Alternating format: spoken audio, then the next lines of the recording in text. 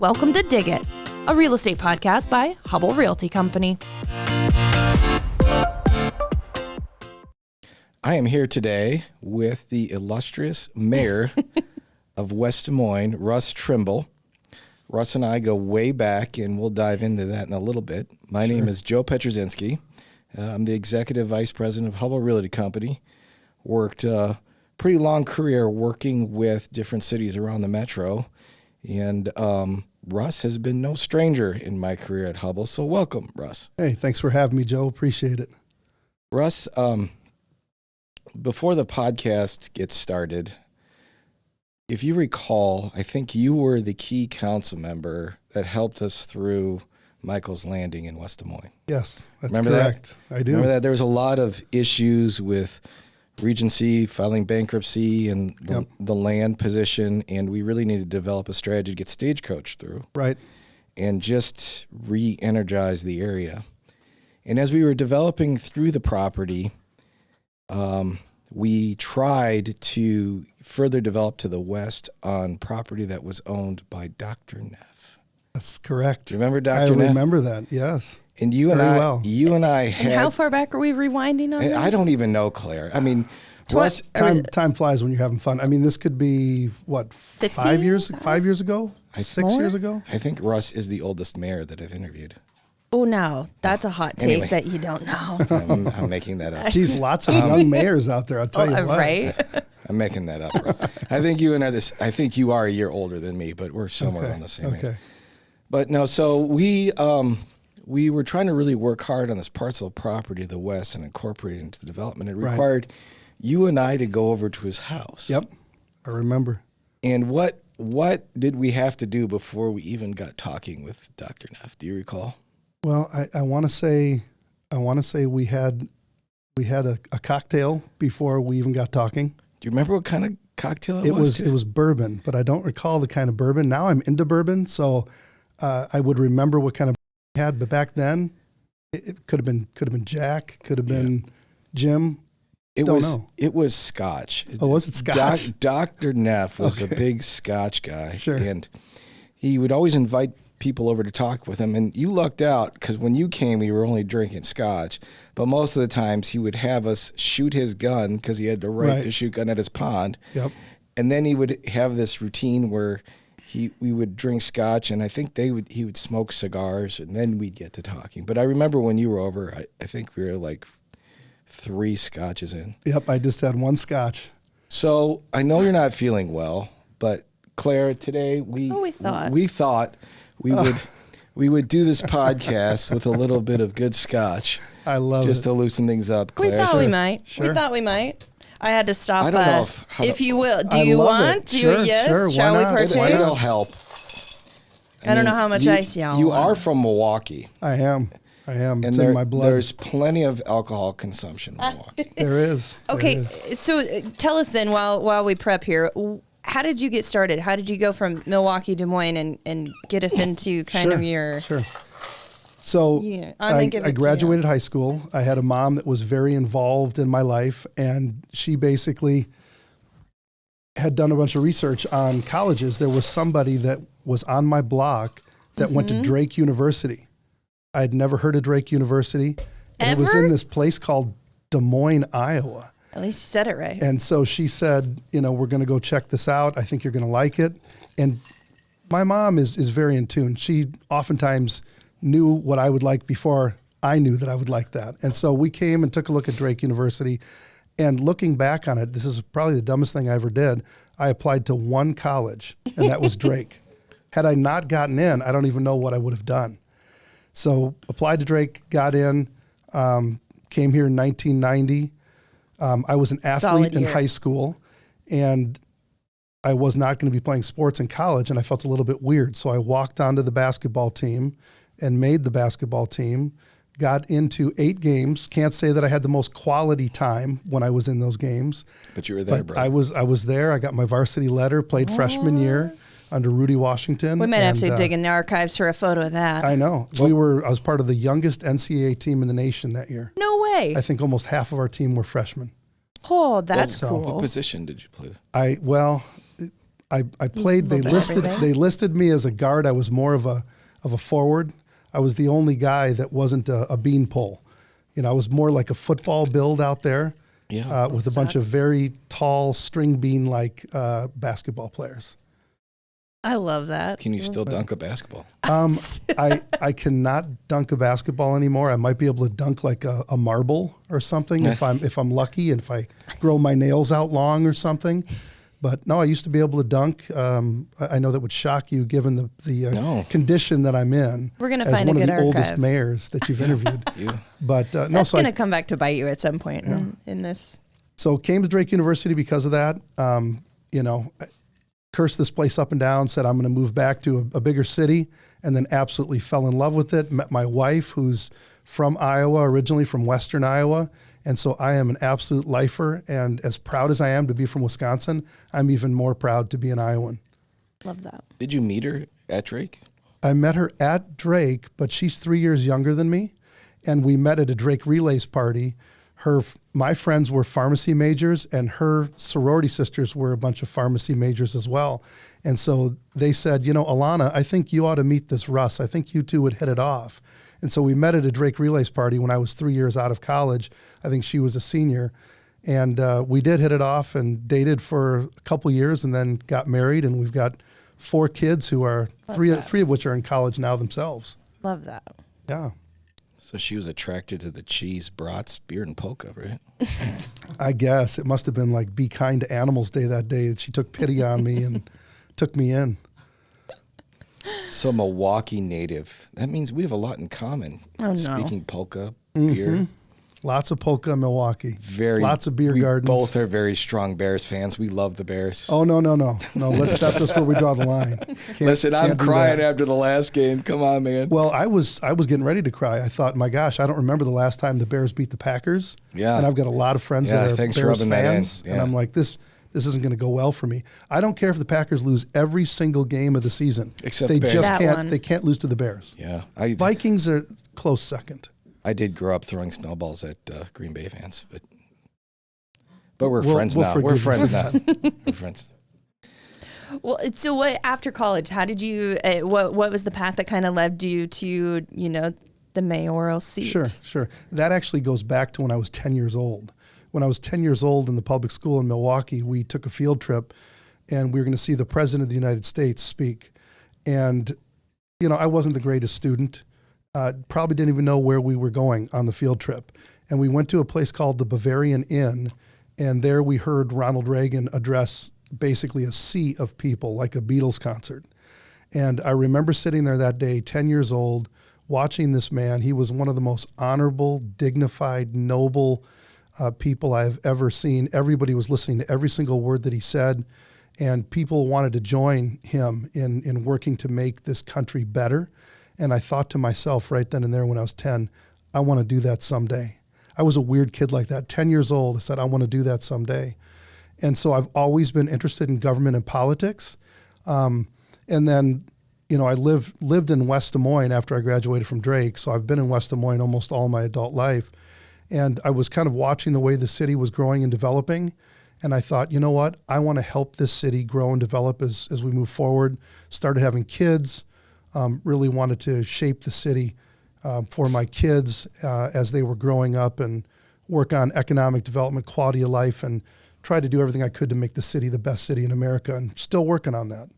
Well, you're really good at focusing on the financial aspects of the city, making sure you're doing things efficiently, effectively. I know when I worked with you, I appreciate that. You always looked for partnerships and methods that would create an efficient outcome for the developer, but also made sure you protected your tax base. But sure. You're not just a guy about economics, though. A lot of your career at West Des Moines is about helping other people. Sure. Can you speak to that? I know you did a lot with human services. Yep. And I think you personally doing a lot of time in your effort towards helping the elderly, disabled, and people that find themselves in financial circumstances where they can't find housing. Can you expand on that? Absolutely. So I got my start from the West Des Moines Human Services Advisory Board. That's how I got involved and started giving back to the community. I was actually appointed by Mayor Gene Meyer to fulfill the last couple years of somebody else's term that had to step down. And, we're the only city in the state with a human services department. And so we really take a lot of pride in that, helping the elderly, disabled, and low income. We have a food pantry. We have a clothing closet. We had a handyman. I don't know that we're providing those services anymore. We help with energy assistance, with emergency assistance. If something were to go wrong with somebody, a lot of times maybe a car would break down and they can't figure out how to fix that car and also put food on the table, take their medicine, and those types of things. So we've got programs that are designed to help those individuals. And I really believe we all have a moral obligation to help those that are less fortunate than ourselves. We got to be smart in how we do that. I want to make sure we're always giving a hand up, not a hand out.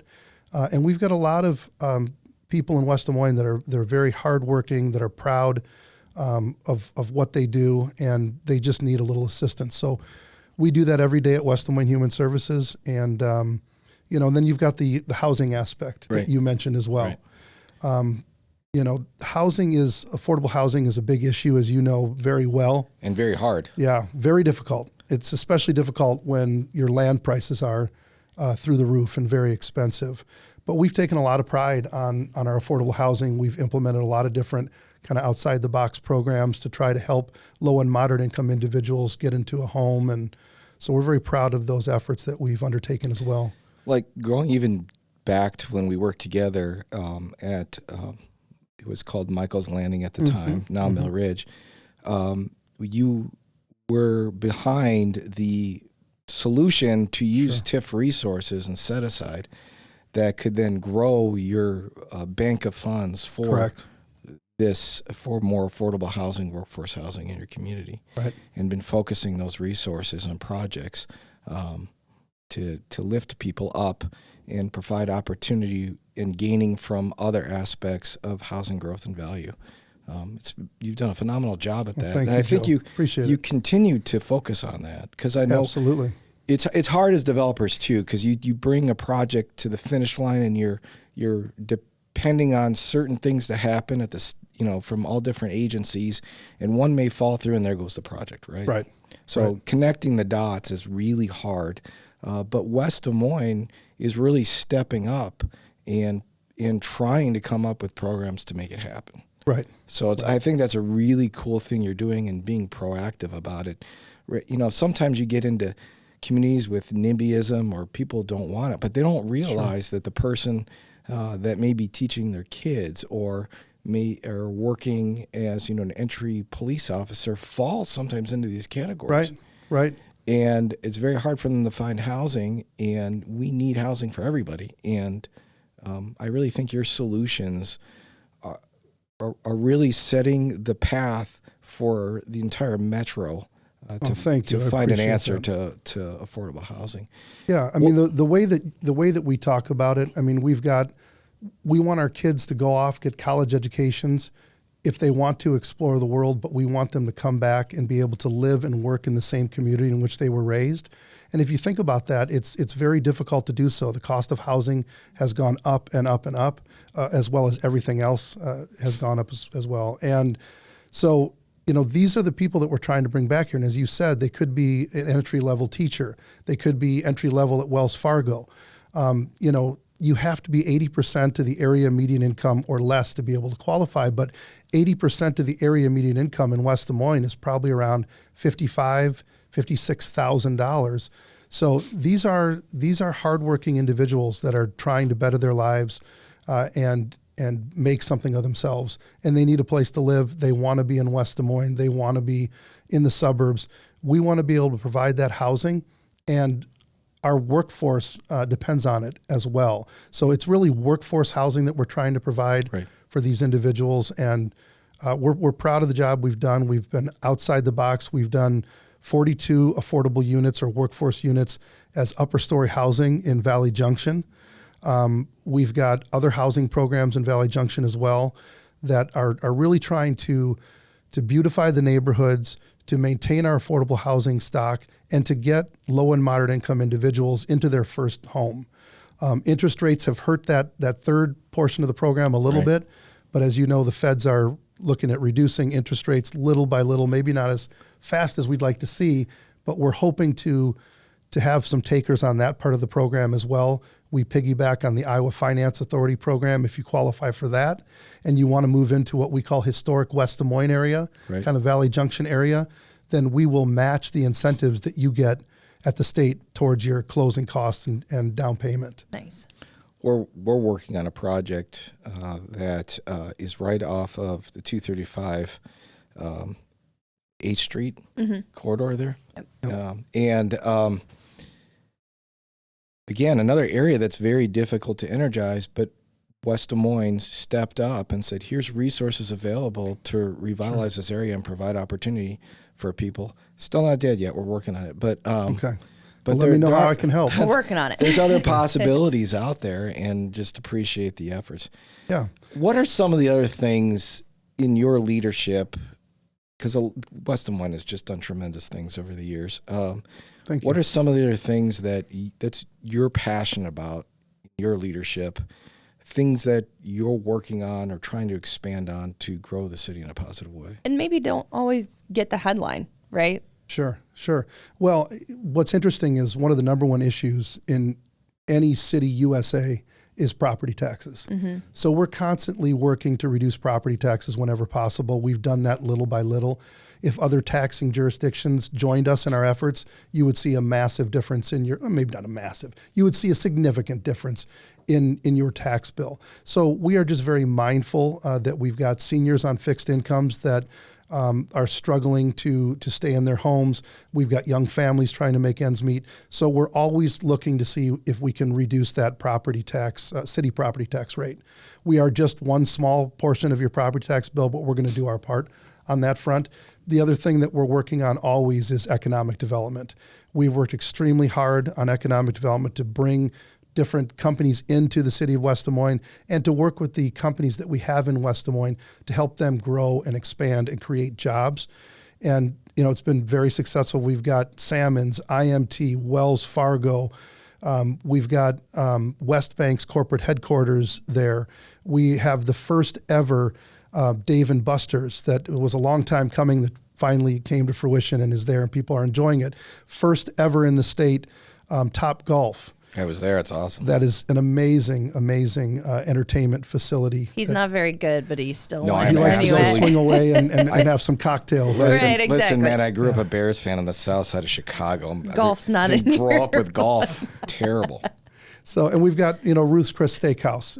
We've got a lot of amenities that other cities in the metro, other cities in the state just don't have. We're working to make sure that we've got the best tax and regulatory climate in West Des Moines, that we're friendly to business. I've lost track of how many years we've won the best city to do business in. I want to say it's 27 years in a row or something like that. I don't want to be the mayor. We'll fact check. I don't want to be the mayor that loses that, but it's been a lot of years in a row, and we take a lot of pride in working with businesses and removing barriers to growth. So economic development is another huge thing. Just after that would be quality of life amenities. Quality of life amenities are absolutely huge on bringing in the best and the brightest, and where the workers go, the companies will follow. We want to make sure we give our residents also really great things to be able to do. So we've got what I call game-changing quality of life amenities. We've brought in, when I was the liaison to Parks and Rec, I challenged our Parks Director and our Parks Advisory Board to kind of dream big and think up a lot of different game-changing quality of life amenities. And from that, came the Jamie Hurd Amphitheater, the boathouse at Raccoon River Park. We've got the RecPlex, and we've got a single track trail in Southwoods Park that we're working on all the time. We've got the Athene pedestrian bridge. We've got this week is on the 21st. Yeah, by the time this comes out, it's going to be open to the public and ready to go, right? Absolutely. We're working right now. Somebody asked me, what are you doing down by 63rd or 1st Street? We're working with I think the county and Polk County Conservation. We're putting in another access to the river for kayakers, canoers, for fishers. That's right. Icon and beyond. Water trails, absolutely. You're involved in Icon. Yep. Love that. Was involved in that with your CEO from the very beginning. Did you get in a canoe with him? I did. I got in a canoe with me and Rick Tollickson in a canoe together. You can ask him. I mean, I was a little bit younger than I am now when we did that, and we went. I don't know how many miles down this river, but it was extremely enjoyable. We had a great time. I was in the canoe with Rich Leopold. I learned a lot that day from him. I bet you did. Great guy. Wealth of knowledge. But when we got out of the canoe, I could barely even stand. It was too long really? of a path. I think we started at... you would have started up in Johnston? No, we or was started it beyond? I want to say Walnut Wood State Park. We put in there, and then we got out at maybe Waterworks Park. Yeah, that's a little bit of a haul. It was even for my young self back then. Sorry about that, guys. Yeah, no, it's okay. You're all right. It was too long. But it was a lot of fun. So, and I still want to work on that. That's the next thing I've been telling our Parks and Rec director. I want to have shuttle service. We've got a vendor right now that works with us to do the boat rentals at the Raccoon River Park Boathouse. I want to work with that vendor to have the shuttle service so people can do tubing. For sure. Down the river and maybe have a alcoholic beverage with them, have some fun, be responsible, but have some fun. So that's the next thing we'll be working on.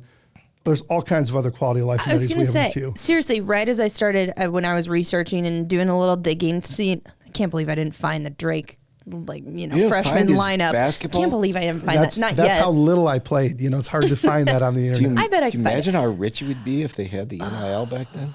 Oh, yeah. Oh, man. Oh, I tell you what. Be loaded. It'd be at least $1 a year for me.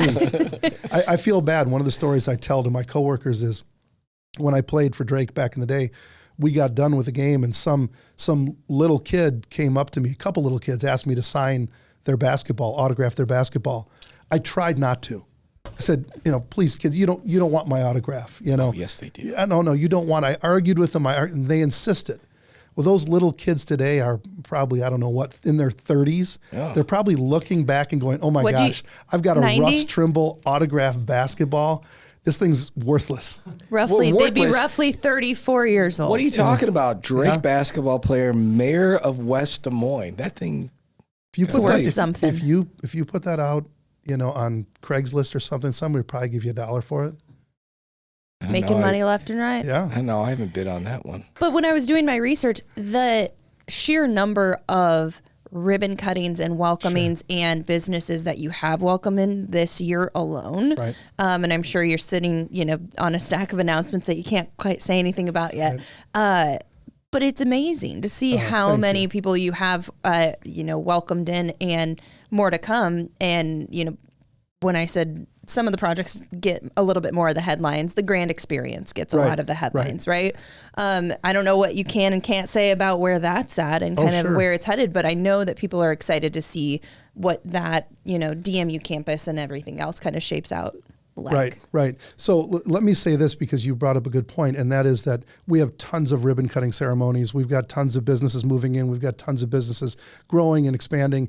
And this is partly due to the teamwork that we have because Catherine Harrington, Tom Florian, the West Des Moines Chamber of Commerce. You can't miss that team. They are unbelievable. Yeah. They are killing it as well. We are all working together between them, our businesses, my colleagues on the city council, my incredible city manager, Tom Haddon, our Matt Adams and the West Des Moines Community School District. Yeah. We have just got such an unbelievable team. Everybody is working to make this city the best city in America in which to live, work, play, raise a family, and one day retire. We are all rowing in the same direction. We have never had a better partnership. We have got the right leaders at the right time in the right spots. And so there's just a real synergy to what we have going on in West Des Moines, and that has been just huge to have that. So Grand Experience, oh my gosh, speak of game changers. We are beyond excited for that. We have been working on this project in a different form, in one form or another, for 4 years. Okay, that's not that long in our world, but it probably sounds like a very long time in other people's world. For us, it is like forever and a day. So we had a developer named Jim Bergman come to us 4 years ago talking about, would you guys be interested in doing a convention center and a hotel? and they wanted to put it up in Ponderosa, which is the ground that they own. Right. And we thought about that for a while. We came up with a creative way to do economic development incentives to make this a reality, and one that put kind of the risk on the developer. We did a pay-as-you-go TIF on this. And we were really excited about it. We were moving along. We hit some snags, and there was some politics that kind of got us on this one. I was told by some individuals, matter of fact, that this was like, and I've got to think of the PG version of this. Oh, this no, was you don't. You don't have to on this podcast. Okay. We're drinking scotch. Okay, that's okay. Good point. Good point. That was like a prerequisite of like, can I curse on a podcast? Okay, Oh, thanks. yes, you can. All right, I'm going to let loose then. I You're was good. told that this project was like shoving 10 pounds of shit in a 5-pound bag. Yeah. And I was told that by some leaders in my community that I really respect. And so we had a lot of politics associated with the convention center and hotel in Ponderosa. So after 2 years of that, I called Riley Hogan, and I asked Riley if he'd be willing to call Jim Bergman and see if Jim would continue to do the project, but do it further down south, over by the RecPlex, Right. and if he'd add a indoor water park to the project. Riley literally called me back that same day and said, Jim said yes. Which is pretty good if you can get Riley Hogan to call you back in the same day. I'm speaking from experience there. That's Kidding, Riley, kidding. That's the key, don't you think, Mayor, behind leadership? You're going to hit roadblocks. You're going to hit Yes. all these impasses. Yes. But it takes conviction. It takes you to find something down deep and keep looking for solutions and solve them. And getting Right. creative. Right. And thinking bigger a little bit outside the box. You can't make it on a city council or the leader of the city council without those attributes. It takes just a continuous fight to do what's right by the community. Well, and like I said, we've got an incredible team. I mean, the fact that Jim Bergman was so invested in the community, wanted to participate in this, was willing to do the water park. And I think they had looked at doing a water park years and years earlier over in the Quad Cities and just didn't make a go of it. So I couldn't believe it. I was absolutely elated that they were willing to do that. So we started working on that like 2 years ago. Nice. And the project has, I don't want to say evolved, but I guess evolved into what it is now. At one point in time, it was maybe 3 times the size of the Great Wolf Lodge in Kansas City. Yeah. Now it's at least 2 times the size. It may be bigger because there's room for expansion, but right now the initial phase will be 2 times the size of the Great Wolf Lodge. Nice. They will have a family entertainment center there. They'll have a couple outdoor pools for people to enjoy. There is at least a 34,000 square foot convention center that we'll have associated with it.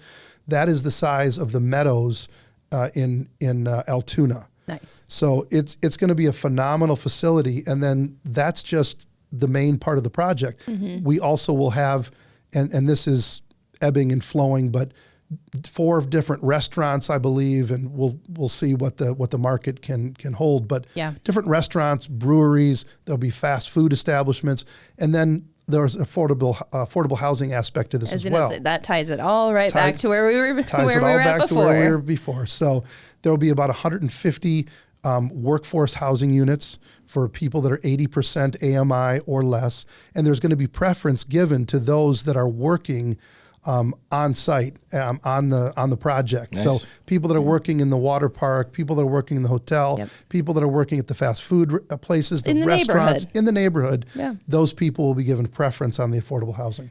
Which builds on what you said the first thing at the beginning of the podcast here. You said that it's not about handing something to someone. It's about providing something and building them with opportunity. Right. And hand out, hand up. Right. Giving them a hand up instead of a handout. Yes. He said it more concisely than you. These are.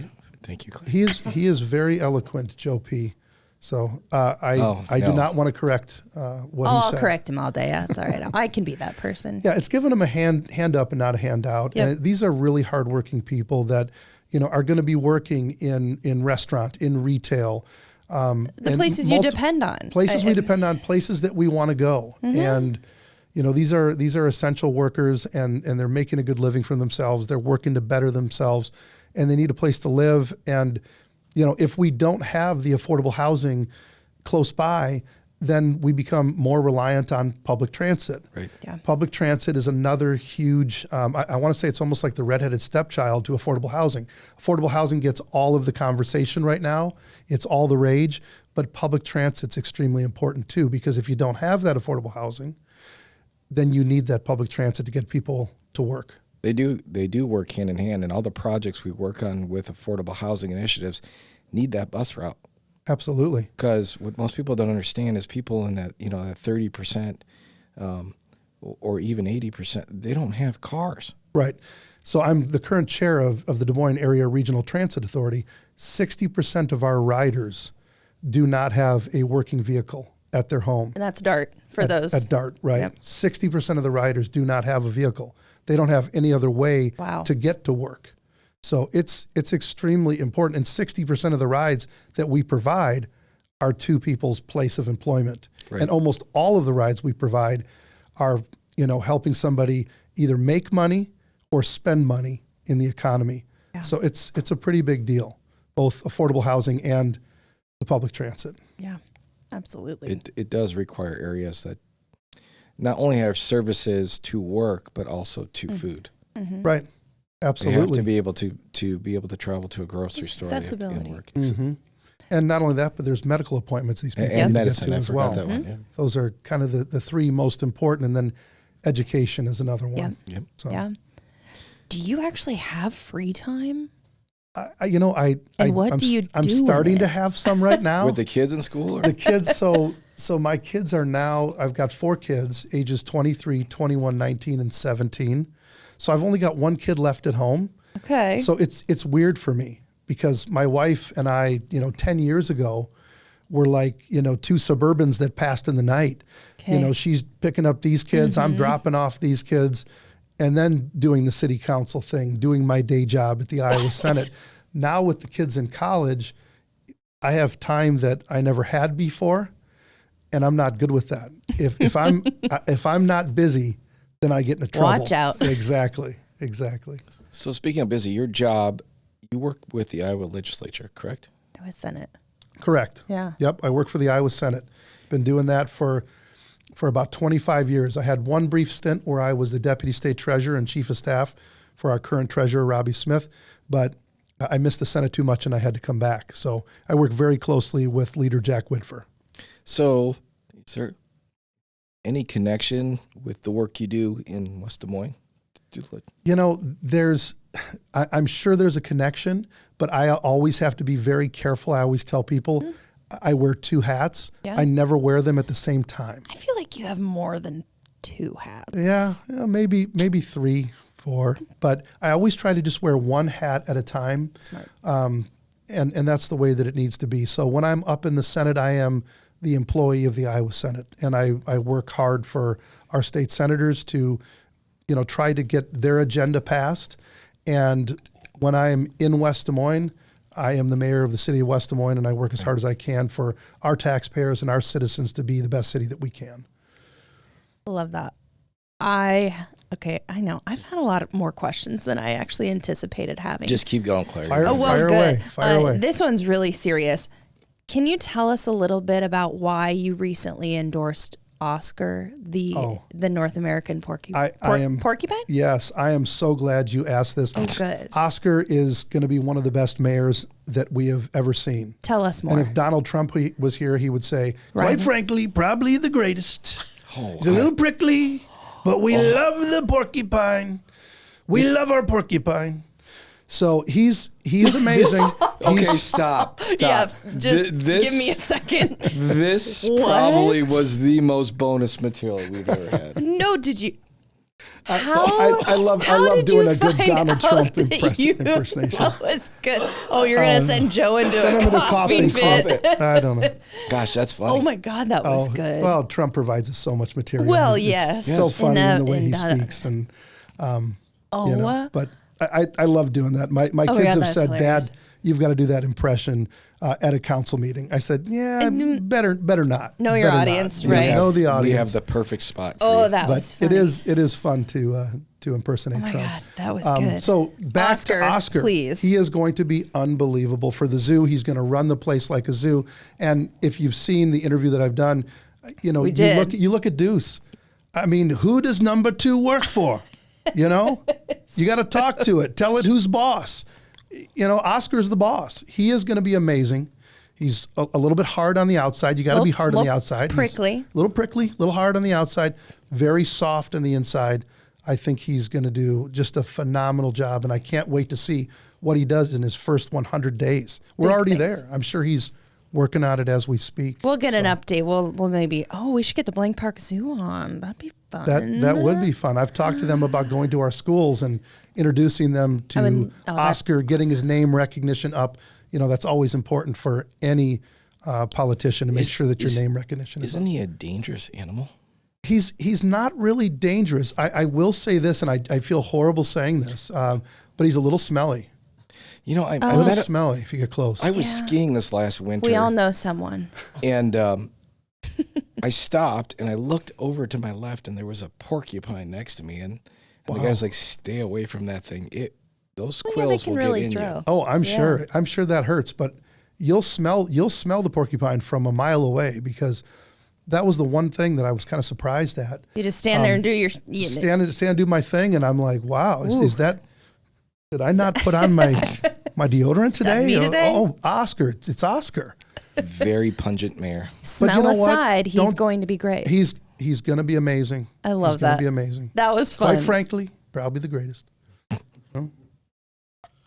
So he knows the zoo. I love He's it gonna that you run can it do that. like a zoo. Oh, it's God, the it's hidden fun. Every talents. once in a while, when we need to lighten the mood, I think I'll this get is into needed at a partnership trip. and you got to get the hand motion. Quite frankly, you got to love Oscar the Porcupine. Okay, you got to go to DC and do that. We might, I also think we might just have to bring all the mayors back on and just talk about the hidden towns that we've uncovered Yeah, throughout the What podcast what that else we've have we done. learned of other mayors? I mean, do we need to have Mayor Bob Bob- Andeweg on to sing? Mayor or- Bob can sing and dance. Mayor Bob in college was Yes. like the lead of his choir. Oh my gosh, really? Was it show choir or just choir? It was choir. I don't remember. We couldn't get him to sing though. He was ready to sing Hamilton. He thought about that's it and then true. stopped. Well, but then he'd have to rap though. He probably pressured didn't him want to too rap. much. He was ready. Really? He was ready. So How much scotch did he have? You're None. the first with scotch. Oh, Yeah. You're Well, true. You're the inaugural scotch drinker. okay. But that was All because right. the story came up and we said, well, why don't we? You know, I love it. why not? I love it. That was a very funny day. Yeah. Unusual, sounds, it but was very funny. unusual. And I'm going to tell you what, going back to that story. So we worked really hard. I convinced another landowner, because we had to have the grid for the streets Right. Mm-hmm. kind of lay out properly. And if the Neff property developed on its own, that would be a problem Yeah. for other property owners to develop their property with the road network. And so I convinced another property owner, really great guy, hey, this is going to work. This is great. Everything is going as we thought it would go. We're going to get this wrapped up. Your property is going to get developed. Yep. Neff's property is going to get developed.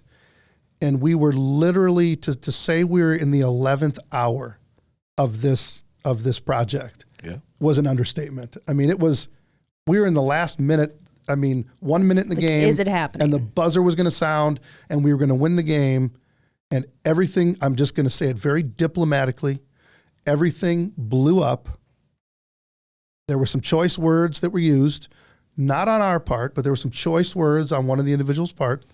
And the whole thing blew up. The whole deal was done. The property, the Neff property never got developed. The neighboring property didn't get developed. I mean, it's getting developed today. Yeah, yes. Right? Which But- said, in fairness, in the end, we ended up getting paid back what we put into it. And it just took some time. But at least the groundwork was laid to make sure that it worked. Right. So the scotch You'd rather see it do wasn't right. for nothing. Right. No, that's true. That's true. I did feel really, really bad for the other property owner, though, Yeah, that ended up having just to sell and somebody else developed it. yeah. And it was, I mean, we were this close. Oh, That's I know. like the world he lives in I every know. day. We were excited about it. We were like, let's go. We put a ton of money into it. And then, I mean, the one individual just walked out of the meeting. Remember that? yeah. And I think all the rest of us were like this. Yeah. What's the craziest thing that's happened to you at a council meeting? Cra- Oh boy. Oh boy. You know, I've got a lot. Tread I've got a lightly. lot. You know, I always say, you know, what you really want to do at a council meeting, like especially when you're getting kind of defeated as a developer at council, you just go pay that one crazy person, get them like all liquored up. Oh no! And just I'm gonna have them, to edit this have out, them aren't I? roll into the council meeting and just speak bad about the developer. Because when they do that, it always goes back in your favor.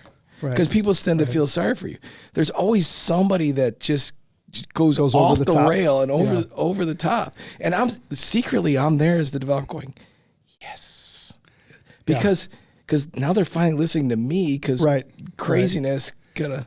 So I'll tell you I've had some crazy things happen, but I'm gonna give you one of the craziest. So I served 12 years on the council before getting elected mayor. In my 12 years on the council, I barely had any crazy things happen, okay? Didn't have a lot of people contact me that were kind of off the wall, none of that. At my first council meeting, and let me back up to tell you how crazy this was. So I was with my family on vacation.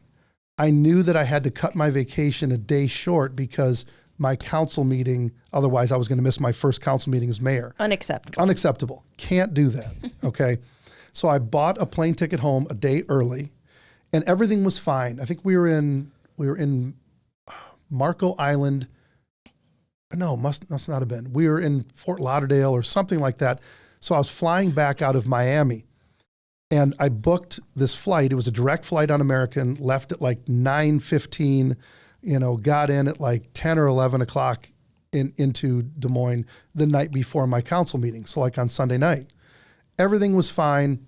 I have really bad luck and really good luck all in the same body. Okay. So I said to myself, as I'm sitting there on this plane, I am not going to get cocky here until this plane takes off, but I'm probably fine. The plane did not take off. There was an issue, a mechanical issue. We sat there on the plane for hours. Finally, they canceled the flight. I was stranded in the airport with a couple other Iowans that, thank God they were there. We kept each other company. We were trying to figure out how to get a flight back.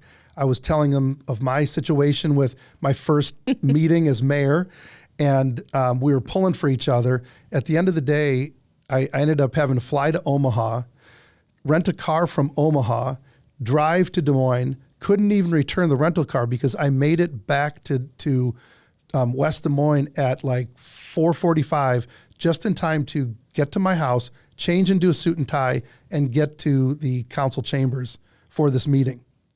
Okay, now, for the meeting, an individual shows up cloaked in tinfoil, a tinfoil blanket. See, that's the guy you needed to hire. And is yelling at the top of her lungs, "Do you hear me? Do you hear me?" And I said, "Yes, we hear you." And she kept yelling, "Do you hear me? Do you hear me?" And then there was a whole bunch of other really interesting things, to be kind, that came out of her mouth. And I thought, oh my gosh, in 12 years, I haven't had this level of craziness. And now here I am, mayor, in my first meeting. First meeting. The next person that comes up after that individual says something to the effect of the city of West Des Moines chasing aliens on her property. So back to back, 2 in a row, that was probably the most interesting meeting that I've had. I was going to say, it was giving me sign vibes. So, you flew back early for that and then drove halfway across the state. That is fantastic. I love it. It was pretty interesting. I did not know this happened, that you're the tinfoil lady. Yep. They can't read your mind. Right. Per signs. Right. Come on. Everyone's seen that movie, right? No, I was joking, Claire, about paying someone, but those kind of people do change the vibe of the room, don't they? Oh, they do. It's just called a differing opinion. It's a different point of view. It lets people listen and shift and Yep. consider a different side. And that's what it's all about. And we want to hear everybody. Right. We want to hear what everyone has to say. We want their feedback. We want their input. And then we make the best decision we can for everybody involved. Yep. And that's, I think, what's hard for some people is that, like right now, we've got the Ashworth Road project. We've got some controversial items before us. We've approved that to be a 3-lane design instead of 4. Right now, it's 2 lanes in both directions. And there's no middle turn lane. There's no right turn lanes. And each one of those lanes is 9 feet wide. The standard lane today is 12. Yeah. So anybody that's driven on that knows it's that, tight. It is tight. I've almost thought like my mirror was going to hit somebody else's mirror coming the other way. Yeah. So we've decided that's going to be 3 lanes. And we've had meeting after meeting after meeting on that. And it's just, there's a lot of people that have an interest in this. There are people that are negatively impacted by it. You try to do the best you can by those individuals, but not only do you have to think about those individuals, but you also have to think of the other 69,990 individuals that you have to represent in the city that maybe aren't in those council chambers, that have a vested interest in the safety of that road because they travel on it even though they don't live off of it. So it's tough. I tell people oftentimes I've got 70,000 residents and I've got 70,000 special interests and 70,000 different opinions. Somebody, loves the library, but they hate the parks. Somebody loves the parks, but hates the library. Somebody doesn't like the library or the parks, but they love the trails. Yeah. And so on and on and on and on and on. And so you try to do the best you can, try to do the greatest good for the greatest number of people. So you're not perfect. Not perfect. We do try to come up with win-win scenarios every chance we get. And oftentimes we're fortunate that we can do that. Yeah. Sometimes you can't. And those are the times that it's very difficult to be an elected official. Somebody's going to win and somebody's going to lose. Yeah. And those people that are going to lose, some people are like, hey, thanks for listening. I appreciate all the time you spent. I understand. I don't like it, but I understand where you are. A lot of people, though, they don't have that same understanding. It's, I will never vote for you again. I cannot believe you. Shame on you. You didn't listen to me. Yeah. And it's, no, we did. We listened to you. We just did not agree with you. Yeah. We did not find that to be the best solution. Yeah. What's your most proud moment as mayor or council member, either or? Wow, most proud moment. I've had a lot of proud moments. I mean, I'm proud of, what we've done to revitalize Valley Junction. I mean, Valley Junction is more hopping than I've ever seen it. Love awesome. Valley Junction. I mean, it is amazing. I've seen girls' night out in Valley Junction now. So I'm extremely proud of what we've done up and down Fifth Street. I'm probably proud my of wife. Oh, I wouldn't doubt it. It was me. Probably Get with out my of wife. here. I love Valley Junction. She's a Valley grad. All her I love family's it. From West Des Moines. I love that. So how did you convince her to move to Ankeny? She just followed love. Wow. You can't blame her for that. You just put a spell on her. Followed love. You put that spell on her. Unbelievable. Yeah. But no, so I mean, we've got so much going on. It's hard to pick one thing. The revitalization of Valley Junction's been huge. The housing programs in Valley Junction are making a huge difference there as well. We've got the different economic development projects between West Bank and Salmons and Wells Fargo and everything that we've done on that front. All the firsts that we've got with Ruth Chris and Dave & Buster's and Top Golf and all those amazing things. Our fiber project, our conduit project that we've done, running conduit in front of every business and every home to make sure that everybody has access to high-speed, affordable, reliable broadband. That's been a game changer. That's as important as streets and sewers. So I'm proud of that. But I'm really looking forward to this water park hotel and convention center because that is going to be unbelievable. That is going to help make West Des Moines even more of a destination than it is today. We had over 1 million visitors to the RecPlex in and of itself. Now we're going to bring this water park hotel and convention center in.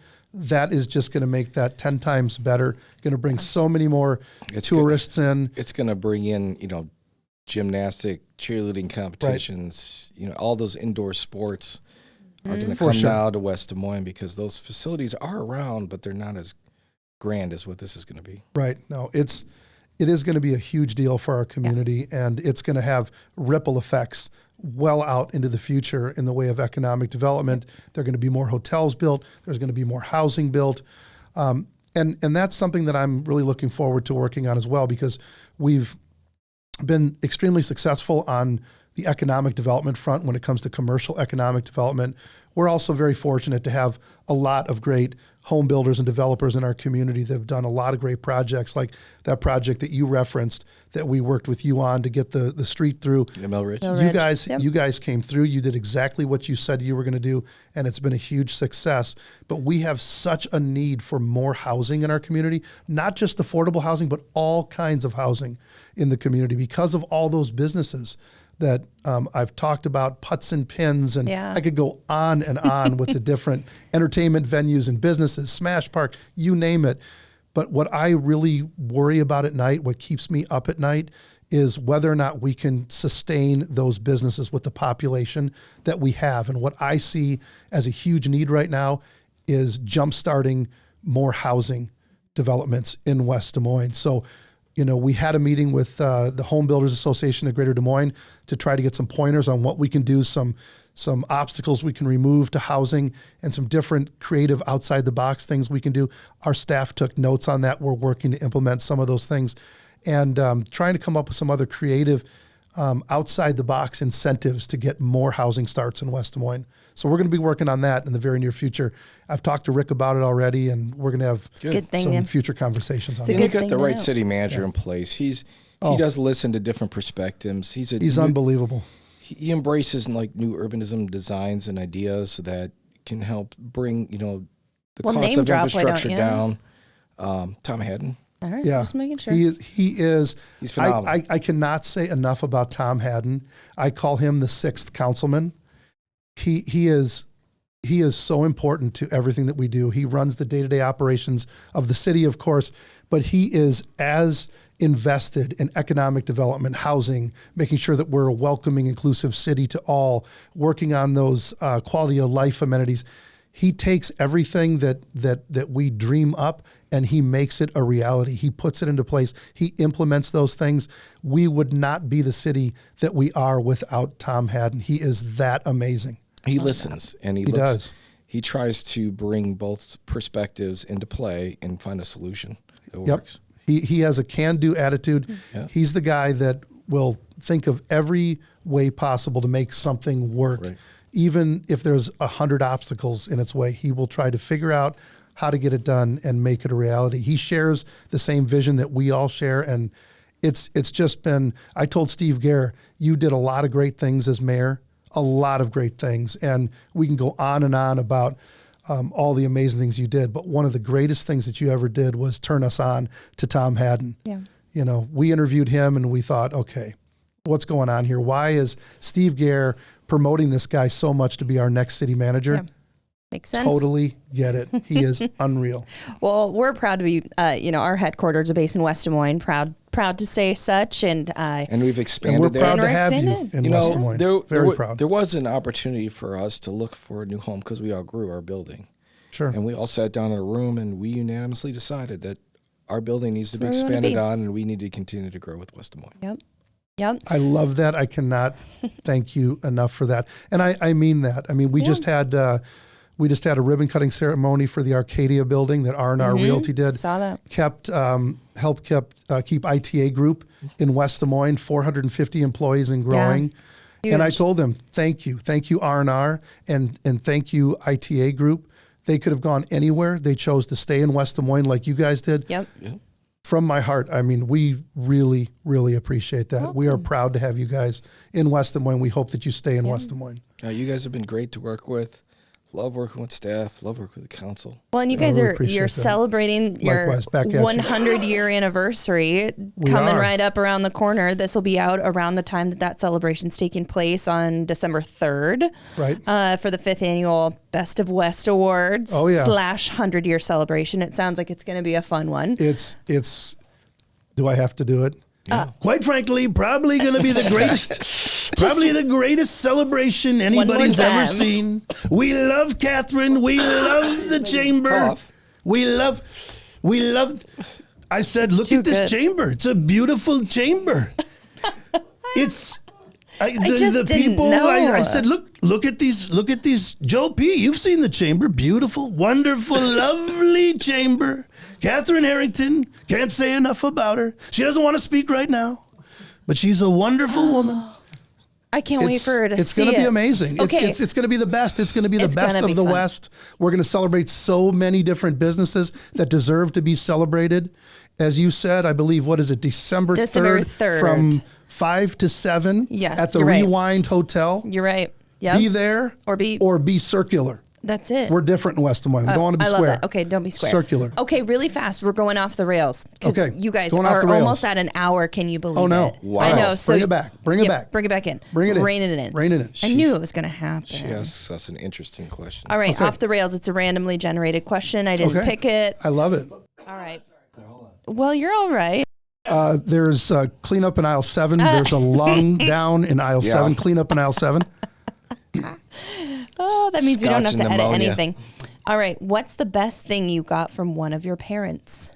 Now that could, I think, be a physical or a just a emotional attribute. It could be a present. I think it could take that. What is one of the best things you got from one of your parents? Or the best thing, it says. Probably my mother's stubbornness. Ooh. Is that a compliment? Makes you a great salesperson. You won't take no for an answer. The woman never gives up. All right. And, keep it short because we're short on time. Okay, fine, Claire. There.